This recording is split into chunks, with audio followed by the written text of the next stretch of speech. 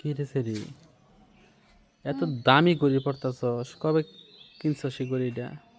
কবে কিনছি আবার ওইটাও বলা লাগবে? দেখি শুনি, আগে তো দেখি নাই।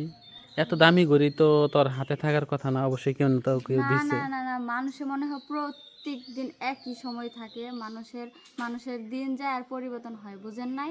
মানুষে কি এই জন্য ঘড়ি পড়তে পারবে না? তা এত ব্র্যান্ডের ঘড়ি কই পেলি তুই? বুঝবেন কি করে? না, এত ব্র্যান্ডের ঘড়ি তো তোর হাতে থাকার কথা ছিল না। কেন? আগে তো কেন? পড়তি না তুই, তোর হাতে তো এরকম আরে ঘড়ি ছিল ভাই, না। আগে পড়তাম না, এখন তো পড়বো। এখন দিন বুঝেন নাই, নতুন করে আপডেট হয়েছে, বুঝছেন? হ্যাঁ, সবকিছু আপডেট হয়েছে, বয়ফ্রেন্ড আসছে জীবনে, এই হুম। কারণেই তো এত দামি দামি ঘড়ি, দামি মোবাইল, তারপরে যে দামি লিপস্টিক দেশ, তাই না? এগুলো দিয়ে অবশ্যই। চলাফেরা করতেছ। হুম। ঠিক আছে, মানে উতলাই উঠতেছে তো, মানে ফুইটা উঠতেছে ফুল, খালি ভ্রমর চারোদিকে মৌ মৌ করতেছে, যার কারণে যার কাছ থেকে যেটা নেওয়া যায় এটা নিয়ে খালি রাখতেছ, তাই না? অবশ্যই। হ্যাঁ, কেন নেব না? হ্যাঁ, ঠিক আছে, রাখ।